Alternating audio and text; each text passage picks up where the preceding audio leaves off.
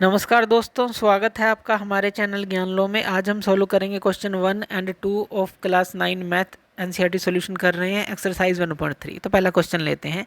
हमें क्या बताना है, right the following in decimal form. इनको हमें डेसिमल फॉर्म में लिखना है जो भी हमें दिए गए हैं क्वेश्चन, और हमें ये बताना है कि जो ये डेसिमल है किस तरह का है। अभी समझते हैं इसको। जैसे पहला क्वेश्चन है हमारे पास 36 को 100 से डिवाइड करना है। अब नीचे 100 है तो आसानी से आप इसको डिवाइड कर सकते हैं। जैसे 1 के आगे राइट में 2 0 हैं, इसी तरह से अगर आपको पॉइंट लगाना है तो आप जो है राइट से लेफ्ट की तरफ चलेंगे और 2 जो हमारे नंबर हैं उनके बाद पॉइंट लगा देंगे, जैसे 6 3, और यहाँ पर पॉइंट आ जाएगा। तो ये जो हमारा डेसिमल है हमारा, ये टर्मिनेटिंग टाइप होता है। टर्मिनेटिंग यानी कि पूरा का पूरा आप डिवाइड करें अगर किसी चीज़ को, और डेसिमल आता रहे और वो ख़त्म हो जाए एक जगह पे, यानी कि अच्छी तरह से डिवाइड हो जाए, तो टर्मिनेटिंग हो जाता है वो हमारा। इसी तरह से सेकंड क्वेश्चन लेते हैं। जैसे कि 1 को अब 11 से डिवाइड करना है। अब हमें पता है 1 जो है 11 से डिवाइड नहीं होगा, तो इसलिए यहाँ पॉइंट ले लेते हैं, तो लेफ्ट में 0 ले लेते हैं इस पॉइंट को दिखाने के लिए। तो यानी कि यहाँ पर हमने पॉइंट लिया तो यहाँ 10 आ गया, लेकिन अभी भी 10 जो है 11 पर नहीं डिवाइड होगा। 10 को अगर हम 11 से डिवाइड करते हैं तो एक और 0 हमें यहाँ पर लेनी पड़ेगी इसका मतलब। तो यहाँ पर हम एक 0 ले लेते हैं और यहाँ पर भी एक 0 ले लेते हैं इस तरह से। अब ये 9 पे जाएगा, तो 11 9 ज़ा क्या होता है 99। अब यहाँ पर क्या आ गया, फिर से 1 आ गया, क्योंकि 100 में से 99 को घटाएंगे 1 आ जाएगा। जैसा कि हमारी स्टार्टिंग की फॉर्म थी वैसी ही आ गई है, यानी कि यहाँ से फिर से यहाँ पे 09 आएगा, फिर से यहाँ 100 बनेगा उसी तरह से, और फिर ये 99 आएगा, और फिर माइनस करेंगे फिर 1 आएगा, और फिर से 100 बनाएंगे यानी कि 09 फिर आएगा। अब इसके अंदर हो क्या रहा है, इसके अंदर ये टर्मिनेट कहीं पर भी नहीं होगा, यानी कि ऐसे ही चलता रहेगा।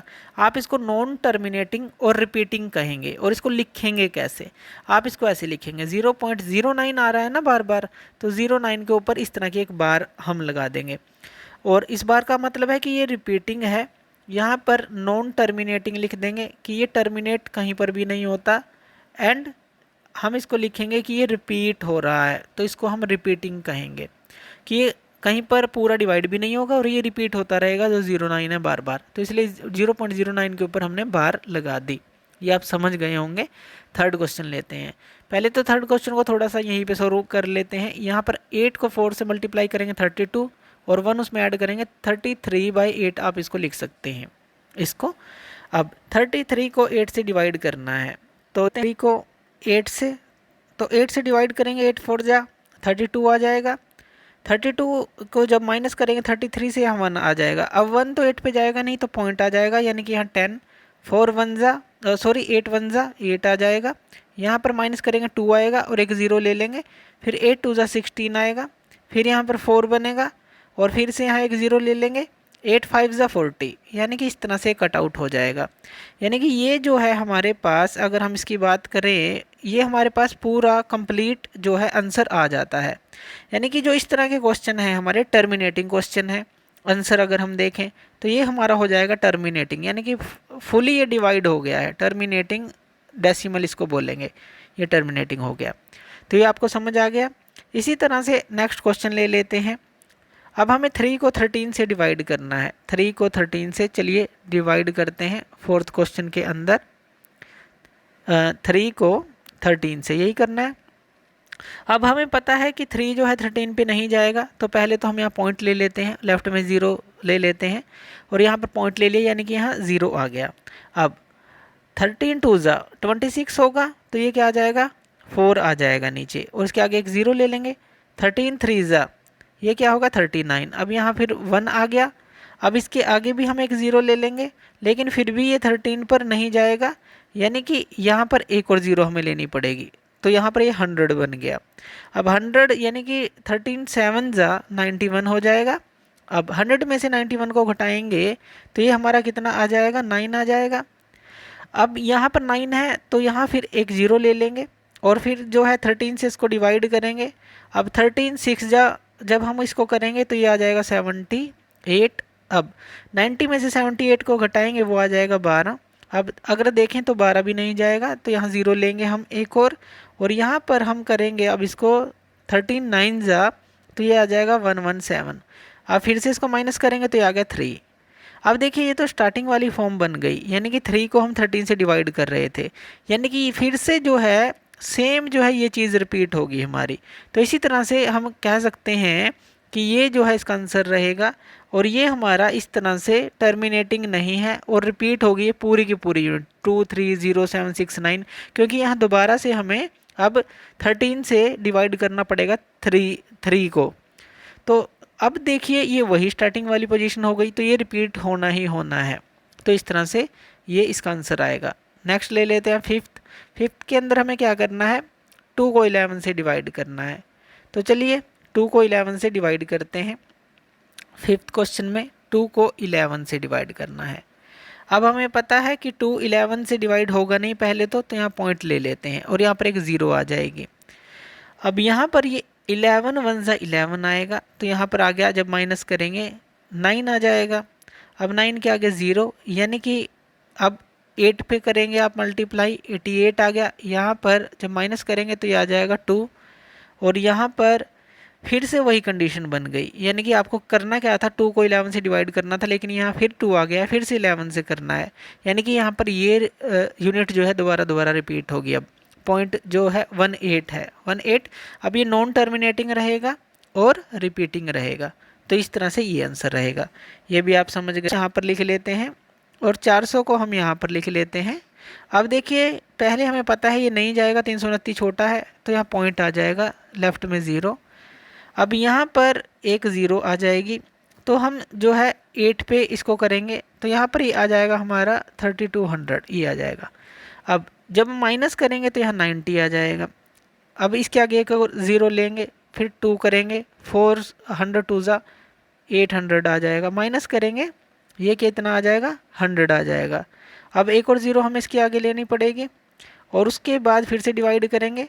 अब किस पे जाएगा, ये फिर से 2 पर जाएगा। यहाँ पर क्या आ जाएगा, 800, माइनस करेंगे यहाँ पे क्या आ गया, 200 आ गया। फिर से इसके आगे एक 0 लेनी पड़ेगी हमें। अब ये 5 पे जाएगा, तो यहाँ पर ये क्या हो जाएगा, 2000, और यहाँ पर ये टर्मिनेट हो गया, यानी कि ये इसका आंसर रहेगा, टर्मिनेटिंग रहेगा, और इस तरह से ये नॉन रिपीटिंग रहेगा। तो इस तरह से हम इसको सॉल्व करेंगे। तो ये क्वेश्चन हमारा जो फर्स्ट क्वेश्चन है, इस तरह से हम सॉल्व करेंगे। ये आपके समझ आ गया होगा। सेकंड क्वेश्चन की बात करते हैं। सेकंड क्वेश्चन में हमें दिया गया है, यू नो दैट 1/7 इसके बराबर है। अब ये 0.142857 जो है रिपीटिंग यूनिट है, इसके ऊपर बार दी गई है, याद रखिएगा। Can you predict what the decimal expansion of 2/7 3/7, इनका जो डेसिमल एक्सपेंशन है वो क्या होगा, without actually doing the long division. और लॉन्ग डिवीजन हमें करनी भी नहीं, जैसे हमने ये डिवीजन्स की थी इस तरह की नहीं करनी। तो कैसे करेंगे, अब देखिए 1/7 की वैल्यू हमें पता है। अगर हमें 2/7 की वैल्यू निकालनी हो तो 2 × 1/7 कर दें, तो क्या आएगा, हमारा 2/7 आ जाएगा। यानी कि 1/7 की वैल्यू हमें पता है, ये दी गई है, उसको 2 से मल्टीप्लाई करेंगे तो 2/7 की वैल्यू आ जाएगी। 3 से मल्टीप्लाई करेंगे तो 3/7 की वैल्यू आ जाएगी। इस तरह से वैल्यूज़ आती रहेंगी। ये वैल्यू याद रखिए जो 1/7 की है। तो चलिए सेकंड क्वेश्चन को हम सोल्व करते हैं यहाँ पर। अब 1/7 की वैल्यू हमारे पास क्या है वो हम लिख लेते हैं। 1/7 की वैल्यू 0.142857, और ये बार ये है उसकी वैल्यू।